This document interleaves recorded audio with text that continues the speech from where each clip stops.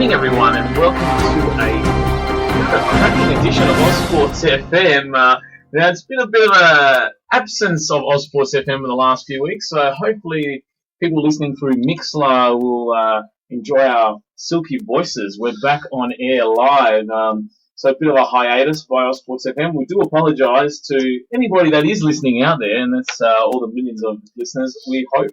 But I'm obviously one of your hosts, Vlad, and behind the desk is the father of Ozsports FM, Dazza, and he's nodding his head saying hello. And now, look, obviously we've been off air for the last few weeks, but prior to that, I was flying solo with Dazza stepping in. Now, we do have a new co-host here with us today, or this evening, I should say, is Henry. Now, I didn't know you as Henry, so I don't know if that's like Madonna, or like Cher, or like Prince. We'll accept that. I think that's fine. But no, it's good to be back. I haven't been on Ozsports since probably late last year, and me playing tennis, we sort of had a bit of a break over the summer, and then since then, I think it's just all been a little bit, I guess, difficult to sort of come back into the fold. But there was spots opening up, and I was happy to come back on any of my free nights. So it's good to talk about sport. I do it at home. I do it on social media. I do it to my friends. So no different talking on the radio. That's right. So welcome, Henry. Welcome back. Oh, thank you. Thanks. Even though we met for the first time this evening, but welcome back. Welcome back. So and we're going to obviously cover many sports. Obviously, the AFL obviously is in the second half of the show, but we're going to discuss. It's been a lot happening in the last few weeks, but we're going to obviously recap what's happening now in the world of sport, and obviously we'll touch upon Henry as well in terms of his likes and dislikes in the sporting world. But let's start off with the Ashes, because Henry, the Ashes, what is going on? Australia are absolutely crap. A bit of a disaster, really. It's very hard to believe that it's the same two teams that played in the World Cup only 6 months ago. Yes. England didn't even make the quarterfinals of the World Cup, and Australia, albeit for one group game, didn't lose a match only lost one match in the entire World Cup back in February, March. So the form turnaround has been incredible. But even if you look at historical terms, I don't think Australia has won in England in an Ashes series since 2005. It's been a while. There's been at least four series in England that Australia lost in a row. So even though the form line before the Ashes series was probably in Australia's favour, but we don't seem to cope very well in English conditions. There's been a lot of talk about the different ball that England uses, the slightly more bit of ball tampering. Yeah, or maybe not. I think we use the kookaburra over here. They use the Duke, and but also the pitch. There's a lot of talk about the pitches in Australia being quite flat and easy to bat on, and when we go over to England or the subcontinent, we struggle to cope with the sort of varying conditions. So it's quite green over there, the pitch. Yeah, exactly. Yeah, swinging all over the place. So quite bouncy, and it's swinging around. And I think we saw Stuart Broad took full advantage of that in the first innings when he took 8 for 15. So 8 for 15, is that like a record? Well, I looked it up. I thought it might have been close to a record. It was the 20th best individual innings in Test history. 20th. So you'd be spewing if you got 8 for 15 and someone said to you, mate, that's the 20th. Yeah, not even number one, 20th. Test cricket's been around for 150 years, I think. So I think if you're in the top 20, that's not a bad effort. So I think if he just on that record, if he took one more wicket, he would have been third, I think. So there was quite a few people that were 8, had 9 wickets, but had really quite a high run tally. So right. But so incredible performance by England, and even rebounding from the third test, the third test or the second test, Australia won by like 400 runs at Lords. Yes. And out of nowhere, England won the next two quite comfortably. So look, it's a shock result. I think nobody definitely expected a contest at least from Australia, and they've just bowled us over literally and taken the Ashes back. And I don't know. I wonder if it's and then now it's the demise of the Australian cricket team. I mean, there goes Michael Clarke, the captain. See you later. Yeah, exactly. There's a lot of people that have been sort of written off already after the last 4 tests. I mean, you look at Chris Rogers, I think, announced his retirement before the series even started. Yes. Michael Clarke is obviously going to finish up What about Haddon? In the last test? Haddon's probably finished, so... Well, he didn't play, so... He was replaced by Peter Neville, so that was sort of another changing of the guard there. Sean Marsh, in his 2 innings this test, he made 2 in the second innings and a duck in the first, so his return to the test team wasn't exactly successful there. It just seems... Something was definitely amiss there during this series, but is it... I mean, it's really bad. I mean, something, I don't know what it is, but is it a mindset, or is it the right team wasn't selected? I mean, there's obviously issues here where Darren Lehman admits that him and Rod Marsh have failed in their duties as selectors and indicated head of team performance, Howard Mayo also earned the full cost of the Ashes disaster. So, yeah, I mean, I don't know. Yeah, definitely. I think their bowlers I think bowling is probably the main difference. Their bowlers have seemed to be far more threatening against ours. I mean, Mitchell Johnson hasn't been at the same sort of level. No. Mitchell Starc seems to be more of a one-day bowler. He was very good in the World Cup, but couldn't quite deliver in this series. And when we're batting, we only seem to be able to get maybe 1 or 2 people to perform in the one innings. Like even in the second innings, let's see how we went there. Like Warner and Rogers made 64 and 52, and then after that, Smith out for 5, Marsh out for 2, Clark struggled again. So we seem to leave it to too few players when we're trying to build an innings together. And while clearly the series was a bit of a disaster, it might be time to reset and sort of develop the next generation of the Australian cricket team. Well, that's it. Maybe this needed to happen, to blow it up completely. And that's sometimes that needs to happen in all facets of sport. And, could be basketball teams. Teams in the NBA get blown up. Yeah. And after. But I guess this is your national Australia cricket team. It's, it's not even the level down. We were talking with the Redbacks and everywhere else. Yeah. I think we saw when Australia were at its absolute peak, when we had McGrath and Warne and Gilchrist and whatnot playing, and we won that series 5-0 back in 2007 or whatever. Yeah, I remember. And then the series following that, they really struggled in England, and I think that was sort of the first wave of trying to get in new players into the team, and that was reasonably successful. But it looks like we've hit that same period again where it might be time for a bit of a refresh and get in some new blood. Yeah, and unfortunately, it's probably going to happen all at once, nearly. Yeah, I think they're probably lucky in that, and nothing against the West Indies, but the next summer series in Australia is against the West Indies, and that's probably a good time to sort of to blood some new youngsters, because if they were playing against South Africa or India or whatever, they might have New Zealand. Yeah, they might have needed to play a slightly more experienced side. So. It's interesting. I mean, they're not doing too well, West Indies, let's face it. So. No, and probably another, not an issue, but like more of a mental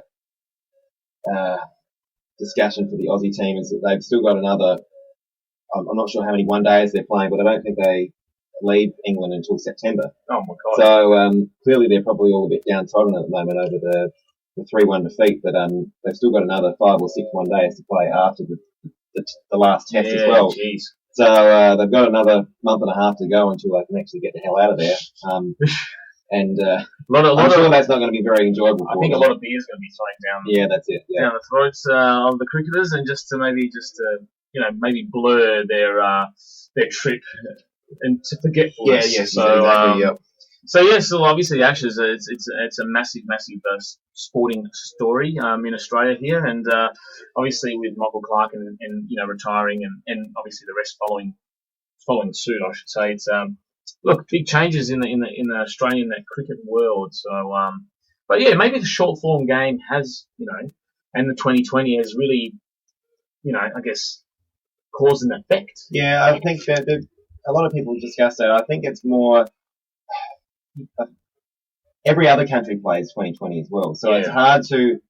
There seems to be that sort of automatic accusation of the 2020 is the only reason that the Australian team are struggling in the Test arena. But England invented 2020, and in India they play it constantly, and there's hundreds of millions of dollars involved in it. So I'm not sure if 2020 is the issue. I think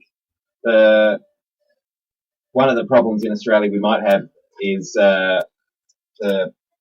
when you're young, if you're 16, 17, 18, and you might be quite good at cricket and you might be quite good at Aussie rules or rugby league or union, especially in the AFL where there's 50 or 60 youngsters every year being drafted into the Australian Football League. Once you're drafted, you get an automatic 2-year contract worth, probably $100,000. If you're a cricketer, there's really only 11 spots up for grads. And if you're not in the Aussie cricket team, or if you haven't got an Cricket Australia contract, you're probably playing on, absolute stuff all. So, and money talks, unfortunately. Exactly. So as a youngster, you'd be far more inclined to pick Aussie rules if you were trying to swap 100%. to pick one sport or the other. So I'm not sure how cricket solves that issue, but the talent pool in cricket might be, slightly down at the moment because there's so many other sports that kids can play. It's falling behind. I think the 2020 and the short form is definitely the way to go for cricket's future. I believe only to keep up with AFL soccer or football in the world game is taking over as well, getting bigger and bigger. And we'll get to that shortly. But yeah, it's very interesting from the cricket world. But I think we'll obviously. I think and again, this isn't gospel, but on another sport like tennis, again, if you're in the top 100, you might be making some decent money, but there aren't many tennis players that make it on the world tour, and it's very difficult to be competitive inside the top 200 if you're considering playing a sport like tennis. So maybe 20, 30 years ago, when or probably a bit longer, maybe 30 or 40 years ago, when most sports were amateur sports, players didn't have to make that decision over one sport or the other because there was no money involved in the first place. So, and that's a sport that you have to pay your own way. Yeah, exactly. Pretty much. Yeah. So, I mean, paying for coaches yourself or any other members or family. I mean, and that's I think, being an individual sport. I mean, sometimes I think tennis players get paid too much, but I think they probably get paid too much at the top end. Yeah, but sponsorship doesn't help either because that's where they get a lot of money. Like players like Federer and Nadal, they don't need extra money. But, or Djokovic. No, exactly. But a lot of the players in the lower ends, they might play the Aussie Open and get a decent first round prize money exit, but most of the time they're playing on the Challenger circuit. That's only like what, 30 grand? The Futures circuit. They're playing in really horrible places, horrible places. Pretty horrible places with horrible hotels, and there's not a lot of glamour and glitz involved. And similar in cricket, like the difficulty then actually making a full-time living out of cricket, unless you're in the top, say 20, 25 cricketers in the country, or you're playing IPL in India. Well, that's right. You're struggling to make a living. So I'm not sure how you fix that sort of talent pool here, but I think that's one of the main issues that cricket has. Yes, definitely. No, there's definitely a big issue, definitely within cricket. So, fingers crossed things can pick up in the future. Exactly. But, look, and obviously, if you are listening, send us a tweet. Now, I don't know if Henry's got a hashtag, but mine's obviously at that Vlad guy. And, hashtag Ozsports FM. Or if you really want, give us a call, say g'day, 0881218367. Send us some love. Let us know that you are out there listening. We want to make sure that there is someone out there. But yes, obviously, if Henry does have a Twitter account, then he'll lash that out. Very regular on Twitter. Very regular. There you go. My username is at HCDC93. So what was that? At HCDC93.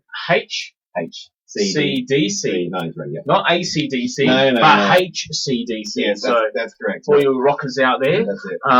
So yes, send us a tweet, hashtag Ozsports FM. Now, let's go to the EPL because that has started over the weekend. And obviously that's one of my favourite sports, being a Liverpoolian.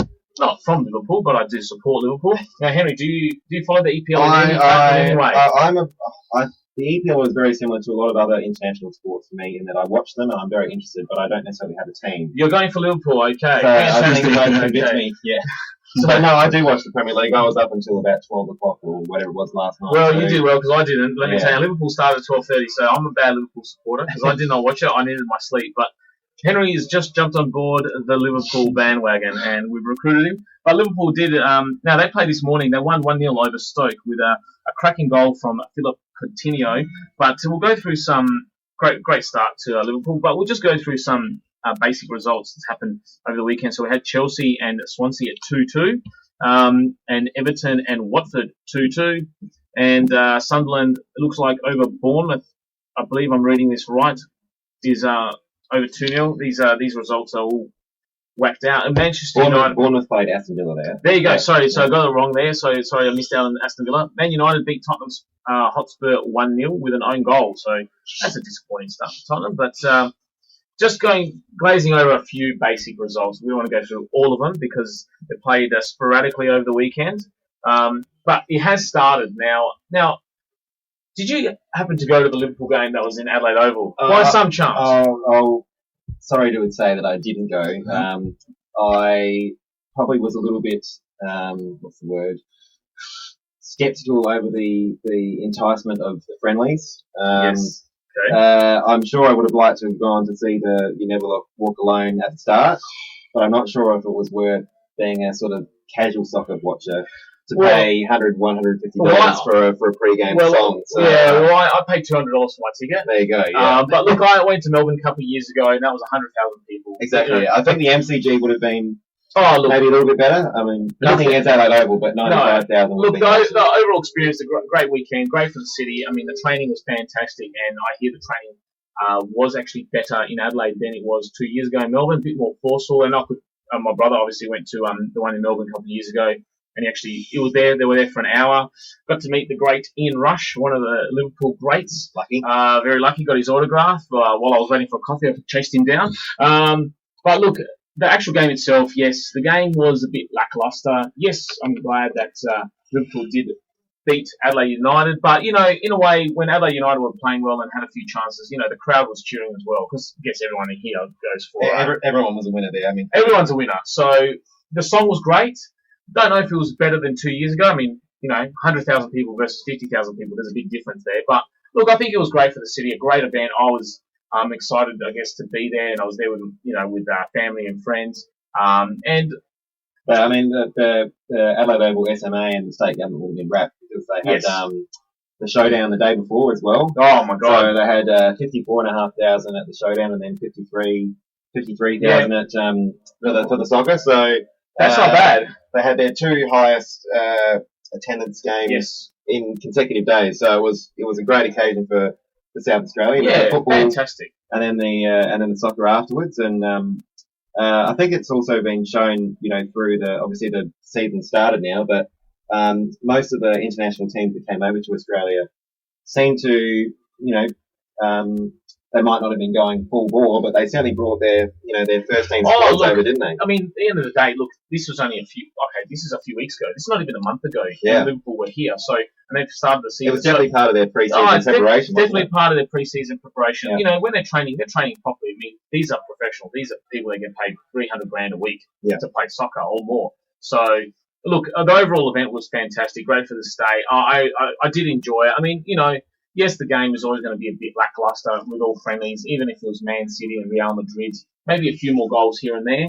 But end of the day, what do you expect? There's nothing really on the line except training. So the state government didn't invite Liverpool over here to play a great game. They invited them to promote the state. Fill 53,000 people into Adelaide Oval and to promote Adelaide, which was exactly. And looking at Liverpool's website and their social media, their Twitter and Facebook pages, and they were tagging in the South Australian tourism accounts, and that's promoting Adelaide Oval, and the showdown got a bit of of course. And that's all going in England all as well. So in the UK and across the world, and everyone, and at that moment in time, all the Liverpool fans around the world knew where Liverpool was because they were in Adelaide. So it brings Adelaide. Yeah, exactly. I mean, the game to the front. Once the game's started, there's nothing they can do about it. So I think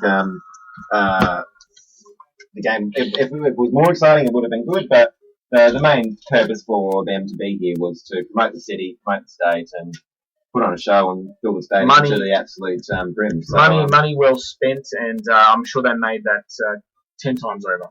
Oh, exactly, yeah. So, it was good. So the EPL started. Let's go to the netball because Australia's just played New Zealand. Now, Australia's lost to New Zealand. For the first time, it looks like in 9 games. The 9-game streak is over, Henry.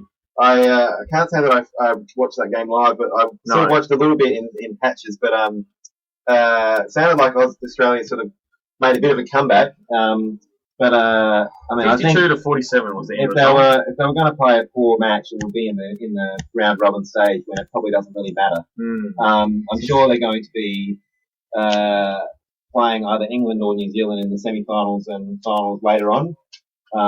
Very similar to the Cricket World Cup and Rugby World Cup, where the first sort of 5 or 6 games are probably a little bit more of an exhibition match. Yes. And they know that they're going to be too strong for most of the minnows. So while they'd be disappointed to lose that one, I guess that gives them some more motivation to beat their arch rivals later in the competition. Look, I guess it's a reality check for them as Exactly, well. So, yeah. I mean, I don't like these, I hate when they say, oh, there has to be a loss somewhere.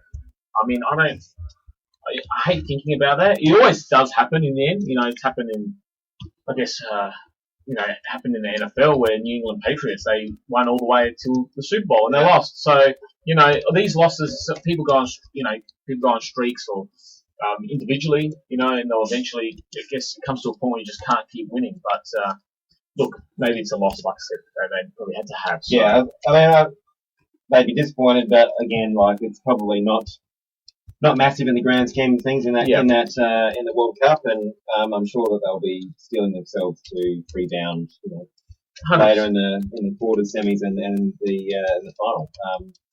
There's in netball, I mean, they can't take anyone for granted, but in netball there's probably only really 4 strong teams: Australia, New Zealand, England, and Jamaica. So I'm sure that the semi-finals will be quite an exciting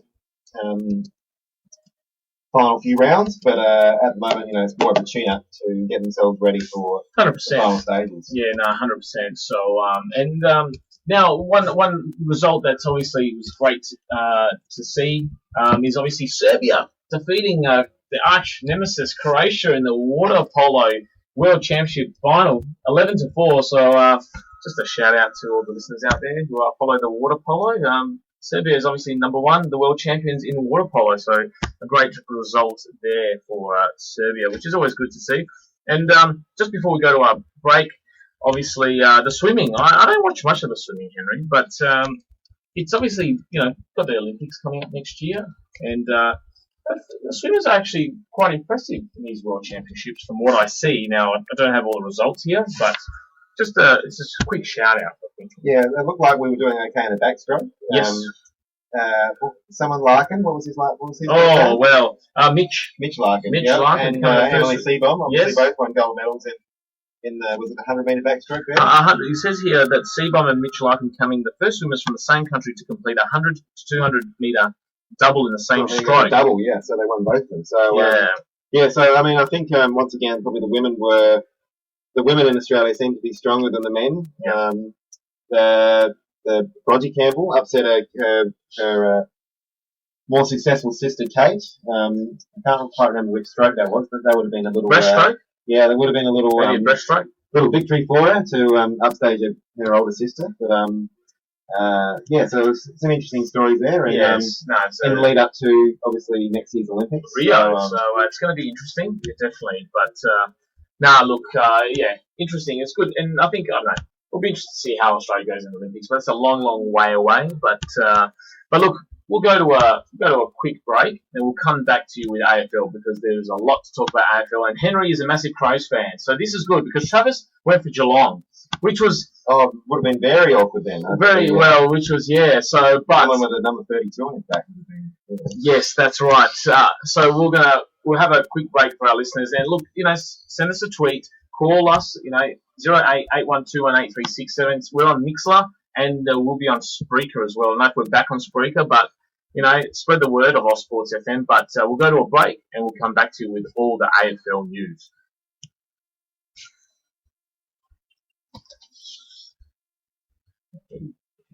Ready? Yeah. How about that? Surprise. Why not? Surprise wedding. I haven't had that in a while. Why not? Surprise birthday party. I wonder if she should be skewing. She would have liked to be a bit more prepared and whatnot. Yeah, what dress you wear? Yeah. She have jeans on? So, did you go to the game on Friday night? I went to the SCG. Oh, the SCG. And I was quite deflated over that. And then was quite elated on Friday night. So did you just go over for the game? Well, when Kurt Tippett was named for the Swans, I sort of thought, I have to go there. I have to be there. So I can't not miss this match. And obviously we played absolutely horrendous, so it sort of made it a bit, almost more pointless. But yeah, I thought about going, but so I made the decision on Thursday, which was probably a bit silly on me, but anyway, it was a fun weekend. I stayed with one of the tennis players, and he's got a very cute younger brother. You can see him in my profile picture here. So that's his younger brother there. So that was from the Sydney trip. But I was there on Friday night.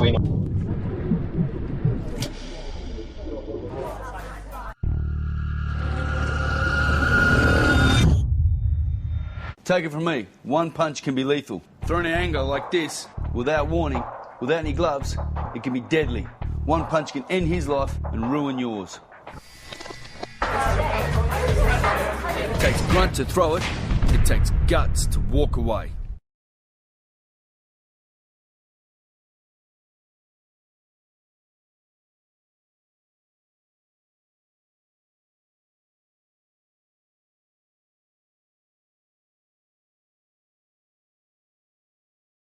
After that short break, Ozsports FM. Now let's go straight into the AFL, folks. Let's go through some of the results because there's some interesting results that happened over the weekend. Let's start off with the mighty Adelaide Crows defeating the Richmond Tigers 88-52 on Friday night. 50,000 people at Adelaide Oval. We've got Collingwood defeating Carlton just in the end, 105-87. Western Bulldogs smashing Port Adelaide 128-64. Gold Coast defeating Brisbane 114-100. Geelong, unfortunately, they beat Sydney 95-63. I wish Sydney had won that game. Hawthorn defeating West Coast, coming from behind in Subiaco, 88-74. North Melbourne defeating Melbourne 127-92.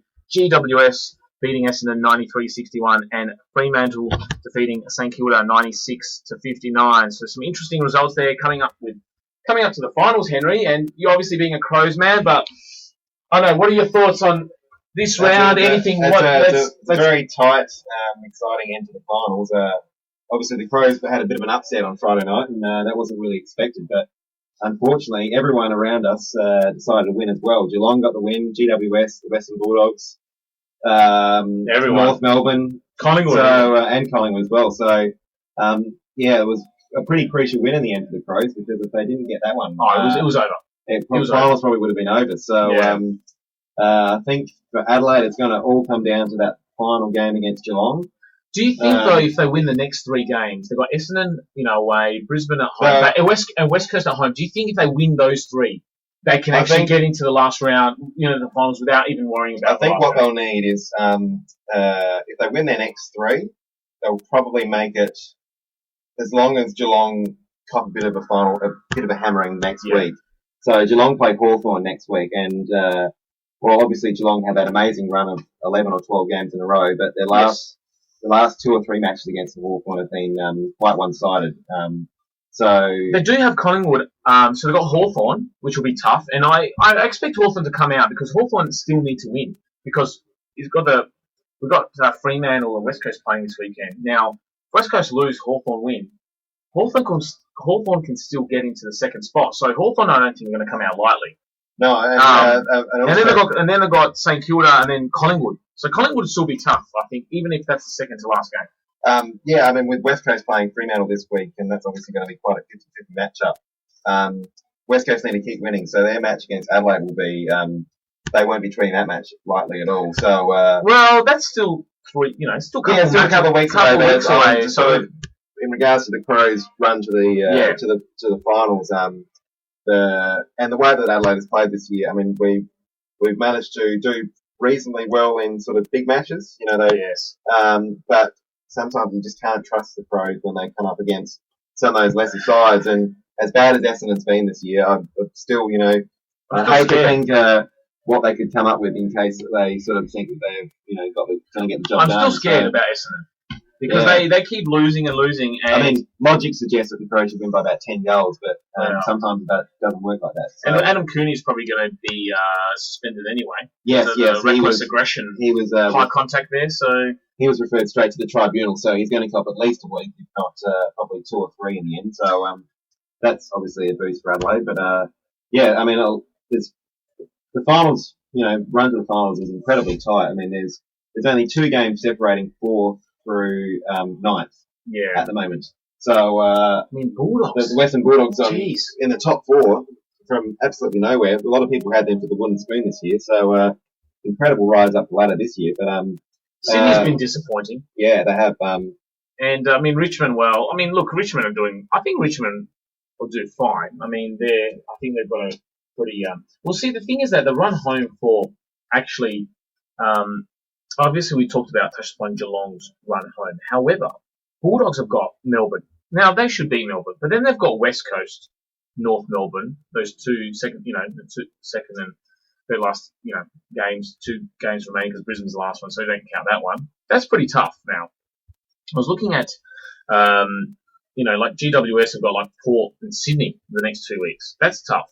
Collingwood's got Sydney. And I'm not too scared about Collingwood, but I still want them to lose. They've got Sydney, Richmond, Geelong. So that's a tricky one as well. So it's very... The one of the sleepers there is North Melbourne as well. They're 11 wins and 7 losses, but they've got...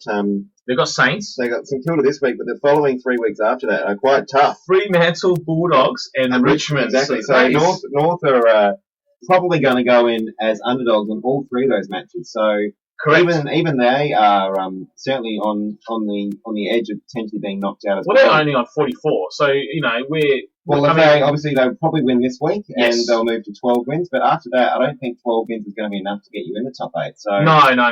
Definitely, they're going to have to. They're going to have to upset. They're going to have to cause an upset in at least one of those final 3 matches to make it. So it's certainly all up for grabs. Neither team can say that they're an absolute lock to make the. No.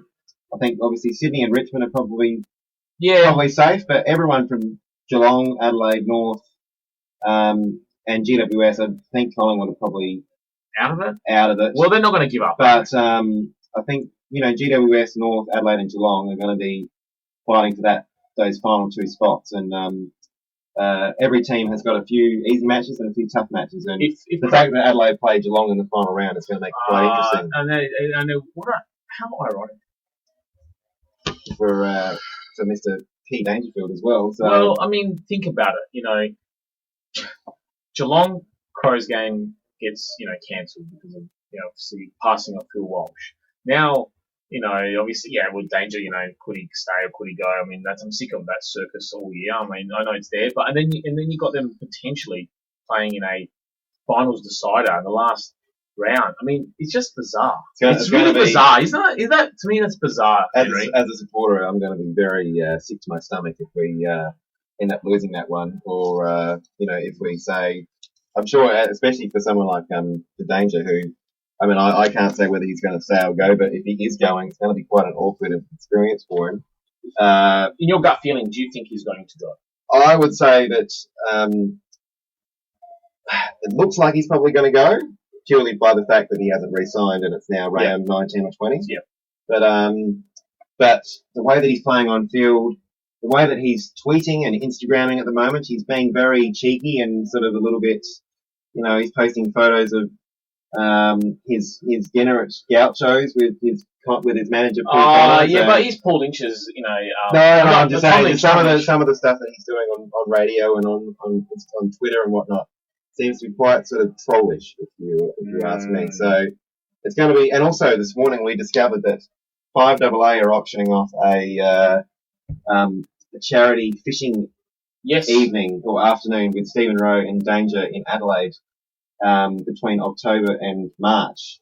So for again, how does that work? Well, exactly. I mean, imagine if Danger moves to Geelong and some Crow supporter wins this prize. I'm not sure as a Crow supporter you'd want to spend a fishing afternoon with. Yeah, I mean, that's something that would have been tied previous ex-Crows players. The thing is that it's funny because I was watching, I always watch the press conferences after, and obviously I watched the one with Van Berlo post-match. Not press up, but, on Channel Crows. Yeah, I watched that as well, and it was a little bit cheeky there. The cheeky, again, the cheekiness. The cheekiness there, bro, he comes in and, talking about, obviously Van Berlo's talking about a game. Quite great interview there, or chat after the game. And then Danger comes in talking about, laser. Was it laser? I can't quite remember what he said, but then Van Berlo just out of nowhere just says, hurry up, Danger. Yeah, sign or something No, he goes, just hurry up and sign the contract. Yeah. Or he said something like that, hurry up or just sign the contract. So it was just like, you see, that seems odd to me if someone's leaving to say things like that. That'd be his emotion, like especially after the Well, West that's Coast what I'm saying. game, his emotion, he's playing really well, even though he burns the ball, and that frustrates me every game because he's just rushing blood to the head and he burns the ball. But he's been playing really, really well. If you were judging him based on what he's doing on field and the way that he's talking, maybe not in interviews, but the way that he's sort of outside, just, funny little comments here and there and whatnot, he would suggest he's staying, but at the same time, every time he does an actual interview on his contract, he's never once uttered the words this year that he wants to stay, or that he's close to signing a contract or anything. So he keeps it very separate. He does very well at avoiding the question as well. So I'm still going to lean in the leaving basket, and so then if he does stay, it's going to be very exciting. But the final game could be, obviously, could decide final spot, but also all the cameras are going to be on him in the way that he interacts with Geelong players. Win or lose. And hopefully, if he has signed the contract before then with Adelaide, that will make it extra enjoyable for Adelaide supporters, so that we can sort of throw it back in their faces. I guess. Is he going to wait till see who coaches us now? I'm not sure. I think if he's going to stay, he's going to make the decision in the next day or two. But in the next week or two. Yeah. But if he hasn't signed, say, before the Brisbane game, which is also his 150th. Oh, right. At home as well. So I think if he hasn't signed by then, that's next week. He's probably gone. So I would say, as a Crow supporter, if you're hoping for him to stay, you would be looking out for an announcement between now and next week. That's next Saturday. Next Saturday night. Yeah, so not this Saturday night. Saturday. Yeah. So who knows? It could be, as Daz has put on board. It could the Crows Geelong game could be an audition for Danger. So I don't know. Let's hope it's not for Geelong. Let's hope it's. That's right. So but we'll keep up to date, obviously. But obviously, Essendon and WADA. I mean, what are your thoughts on that? The Pies players getting banned for the rest of this year, which is obviously next year, getting fined $50,000 each. Illicit drugs. I mean, what is going on? The interesting thing with Essendon to me is not necessarily the news that has come out, but the fact that news has been leaked out. I mean, last week we heard about some elevated samples apparently being tested, and Asada not getting their hands on those samples, and yet WADA could. Yes. And then on the front page of the Advertiser and the Herald Sun today about this 1,200-page leaked report. So I would like to know who's leaking that, because clearly there's some sort of agenda there. The fact that Stephen Dank maybe two massive stories in the space of 7 days have been leaked to the press over this story. So it's certainly interesting. It's I'm not sure whether that's the AFL organisation or at Dank or WADA itself. I'm not sure, but the fact that there's been two stories that have come out so quickly certainly shows that someone wants to cause some throw the cat amongst they're going to get done, aren't they? WADA's going to. Well, I think WADA's got a hell of a lot of much better chance than Asada had. Yeah, Asada was a bit of a joke. And taking it to the Court of Arbitration for Sport, clearly they're serious about it. They're not going to take it lightly. No. And I think WADA are probably a little bit afraid that this sort of precedent of we couldn't find the evidence to we couldn't find our charting to show that this is what the players took, so let us off, please. Maybe they should have taken the deal. That was almost the Essendon defence, was that because we had no records of who took what, we can't ban any of our players, and I'm sure that's a bit of an excuse that a lot of other teams can maybe pick up overseas, and say, well, look, none of our players were tested and we don't have any records, so you can't ban any of our players, even though it's 99% likely that they took performance-enhancing drugs. So I think WADA want to cross that little that excuse off the list, and I'm not sure what sort of ban that they would be pushing for, but clearly they believe that they can't let the Essendon players get away with it. Haven't two frozen urine samples been tested and they found the drug in there? Yeah, well, they say that. Well, no, so apparently the TB4 actually occurs naturally in the body anyway, which was news to me. Okay. But that WADA said that there was at least two samples that they've tested that were elevated levels of thymosin B4. So, again, that's sort of this leaking to the press of like bad news for Essendon. So I'm not sure if that's Wada sort of trying to build a case and a bit of a momentum against Essendon, but the way that Essendon's playing as well on the field, it's probably not helping their public relations. No. And let's hope they continue to play really badly this week. Especially this week, yes, exactly. Yeah. And let's hope we can thrash them by 100 points. We need that percentage booster as well.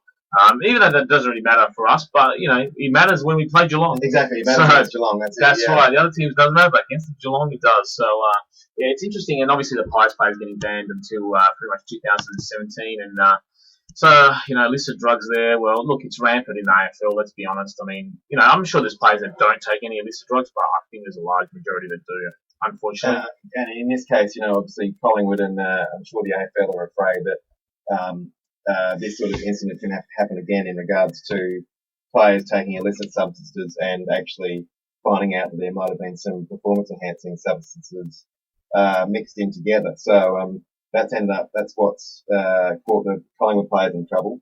So they didn't actively try to cheat, but obviously they can't deny it. Can't deny it. And as soon as you've had actual samples tested and they've been tested positive, there's not much of an out for a player. They're automatically suspended, really. So it's interesting. And, it's unfortunate for the players, but at the same time, you have to close that loophole that you can't allow players to go off and take a social drug or an illicit drug, but find out that they're might be banned from playing sport for 2 years because there was a bit of Sambuterol or some other performance-enhancing drug involved as well. So, and it's obviously with Essendon as well. The side effects are aching buttocks. They said here. Yeah, the 2012 season, I reckon it was like getting injected with concrete. Some of the side effects are quite interesting and a little bit hilarious as well. So we might not emphasise that at the moment. I think we'll just sort of. It's interesting. Stephen Dank. I mean, God. I don't know. It's crazy. It's just it's really like a reality show of some sort. Well, it is in some way, but it's just like big drama, and it's like it's never going to end. Like, when will it end? When they ban Essendon? I mean, is the AFL? I mean, can WADA say to the AFL, we're banning all these players for like 2 years? I guess they can. It's not really WADA that is imposing that suspension. It will be Court of Arbitration for Sport. So WADA have appealed it, and they're hoping that the Swiss court can make the decision in their favour. But clearly WADA weren't satisfied with the way that ASADA sort of handled the case, and they probably think that they can maybe do it a little bit better. So. And you would think that they would only appeal cases that they've got a good chance of winning as well. So, we probably won't know the outcome of that until maybe early next year. So that'll be a third season that will be impacted by this story. Yeah, it's interesting, obviously, and it's going to be, look, AFL, we think there's nothing to talk about in AFL, but it's just all year round. There's always something bobbing up, and even I think free agency is going to be interesting, and with different rules changed to the draft, I think, or in terms of compensation, I should say, with the picks. I heard that's been changed. I haven't read too much about it, but the headline was there. Just aside, obviously the AFL, and we'll probably wrap up shortly in a way, but we'll go obviously through this week's round as well. But coaching, you're back tonight. Do you think Campo, who's going to coach the Crows, or who do you want to see coach the Crows? Let's discuss that. I'm not really sure who I want to coach the Crows. I mean, it's very hard when you don't really have a lot of knowledge on who's out there, the different assistants and their experience and their philosophies and whatnot. But I mean, clearly, Crows have done well so far since Campo's had to step in.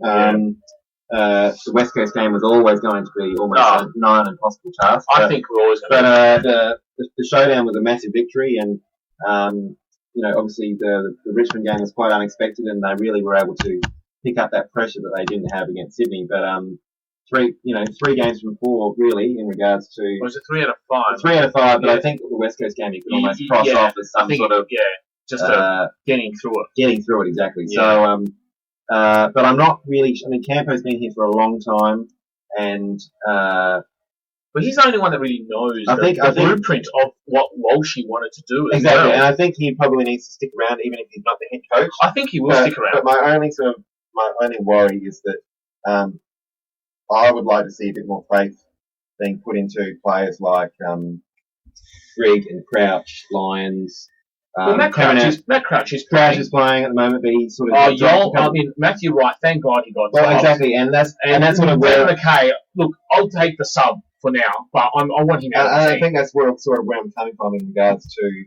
I think if a new coach came in who can feed off Campo because he knows what Walsh wanted, but also someone can come in from the outside and can make the hard decisions and not have that emotional attachment to some of the players that, say, Campo's got because he's been here since 2008, 9, whatever it is. He's been here for a while. So I think there needs to be some hard calls made on some of those older senior players that have been here for a while and probably haven't quite delivered. I mean, DB should even be in the squad. Exactly, and Van Bello's another one. So Yeoman should be in the squad, but I guess, I know they play certain roles and you can't, there's like for like where, Douglas is out.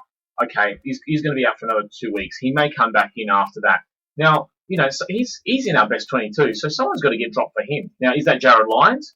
Or is that Riley Knight? Or is that Rory Atkins? He played well. Yeah, exactly, and I think sometimes the coaches either seem to want to play they only want to play the players in certain positions and they don't give the players any flexibility in regards to potentially playing other roles. And I think that's why players like McKay and Wright held on to their spots for so long because coaches were too afraid to maybe experiment with Jared Lyons or Mitch Grigg in those in those roles. Van Bello played okay in the weekend. He wasn't bad, but again, I think in a winning team, everyone plays good, nearly. And I don't think we're going to win the flag this year as much as I would like to happen. But in regards to building for next year and beyond, I would like to see, say, players like Grigg and Kerridge maybe. Exactly. Brad Crouch, just not to get injured, brother. He's out all year. Exactly. I think what a nightmare. If they are sort of steadfast on only playing players in the roles that they want them to play, we're not going anywhere. Sam Kerridge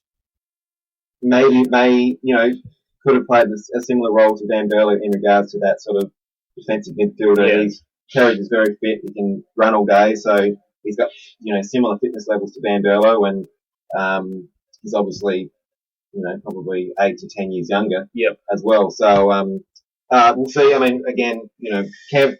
I'd like to see Worsfold stay, but I think he just kept saying that he's got no plans to coach and be involved. I mean, having him as a senior assistant with Campo as head coach, I would accept that. Yeah. I think a lot of people accept that. But, Stuart Jew's name's out there. Brendan Bolton doesn't really excite me. Stuart Jew's the only one that I thought, okay, maybe. But he's still, I don't know. I don't know. It's very tricky. Clearly, Campo's done a very good job, and no one can put themselves in his shoes. No one.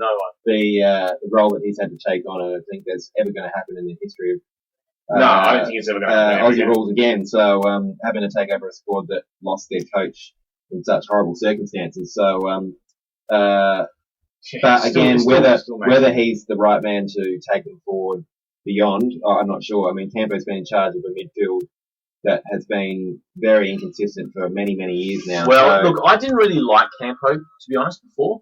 And when Walsh came in and got rid of Bickley, kept Campo, I thought, okay, interesting. I think a lot of supporters thought the same way. Yeah, and I thought, okay. Look, he has, the way he comes across, obviously, in these circumstances, the way he talks is actually quite well. I mean, I guess what else can he say? I think he's doing okay for the circumstances. And I guess they do have an idea of what they want to, work ethic and what the blueprint, I guess. I'll keep using that word because that's been thrown around a lot. But, that's, I guess, the vision that Walshy had. And obviously he's been there from when Walshy started. So, I don't know. He's definitely warm to me than before. We'll see what happens in the next sort of 3 or 4 weeks' time.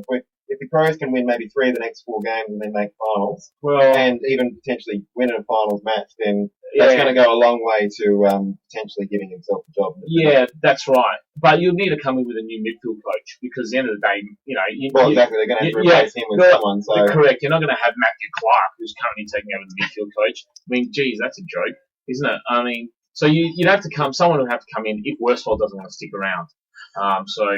Well, and Andrew Fagan, when he first came in, and obviously when Walsh came in as well, they were always talking about wanting to build the best football program that can possibly be built. So they're not going to rest on their laurels. You would No, I don't believe so. They're going to be trying to replace anyone with the absolute best candidate they can find. So if that's Campo, then that's great. But if it's someone else, well then.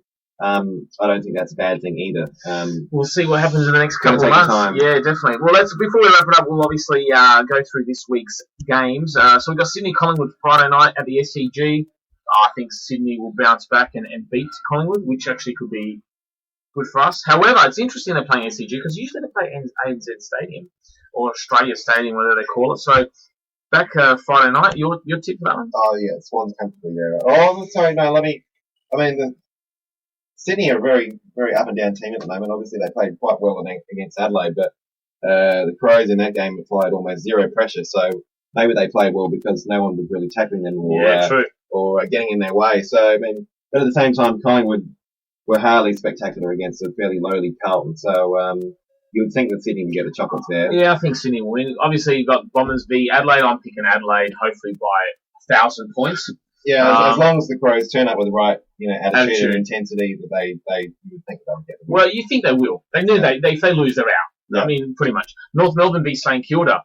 Fingers crossed for St Kilda. Are we praying for the Saints? Saints? We're hoping, but I think again that's probably unlikely. North Melbourne are reasonably good down at Hobart. And, True. They've got everything on the line, knowing that the 3 games afterwards are going to be quite tough for them. So we Port Adelaide v GWS. Fingers crossed. Port Adelaide. Are we going to actually barrack for Port Adelaide in this match? We might do. Port had a terrible game against the Bulldogs on the weekend. They started incredibly well. Kicking the first 3 goals, and then it is here in Adelaide Oval. They got absolutely run over in the end. Port seem to lift when they've got a massive crowd behind them, and obviously this may well be their probably lowest crowd for the year. They haven't got a lot to play for. They're playing against one of the expansion teams, and in that 4:05 PM time slot as well. Might be a chance for. Even though Port is struggling, GWS probably are the underdogs there. Coming over to Adelaide. Correct. So it could be a bit of a 50-50 matchup. Fingers crossed Port win for Crow's sake. Anyway, difficult to say. GWS should win if they play to their level. But that's right. Again, having to travel interstate, and Port have to bounce back somehow. To at least they need to find some motivation and some purpose for the last 4 games. Correct. Yeah. Geelong v Hawthorn is probably the match of the round. I'm picking Hawthorn. Yeah. Again, Hawthorn showed that the Kennet curse was probably well and truly over at the start of the year when they beat them by 10 or so goals. And Geelong haven't been really playing that well. Geelong, obviously both teams have got something to play for, but I think the Hawks are probably too good for the Cats now. And they've still got something to play for Hawthorn as well. So Brisbane-Carlton is a match that nobody really cares about. No, I don't think anyone will be there. No, no one will be there. I'm picking Brisbane. I don't really care, but I'm picking Brisbane. Richmond v Gold Coast. MCG Sunday, I think Richmond quite convincingly. Yes, same for me. Bulldogs v Melbourne, I think it could be a good match, but I think Bulldogs just too strong on Etihad Stadium. Yes, I think Melbourne are terrible at Etihad normally, and the horrible. Bulldogs are playing white hot football at the moment at Etihad. So under the roof, fast running, I think they'll get the job done there quite easily. And what a way to finish round 20's the Derby, as they call it over there. Fremantle v West Coast. So. I don't even know. I think, Fremantle are 10 points clear on top. Yeah, they should finish on top, but West Coast got everything to play for. They want to hold on to their second spot. I'm picking West Coast. I think Fremantle don't have a lot to play for, which is funny to say for a team that's currently first on the ladder, but they're so far away on top of the ladder that they probably can afford to drop a match without really much going wrong for them. So, but the Eagles, at the same time, the Eagles have got obviously Matt Nui's in Fiji at the moment. Sad news, passing on his mother for his mother's funeral. So they might be missing him again. And no, I think he's going to be back. That's the rumor. Yeah, again. No one can tell. No one can tell him how he should react emotionally to coming back a week later. But they've got a few players out. The Eagles. They had Sinclair out as well against the Hawks. So they missed both their ruckmen on the weekend. So who's your tip?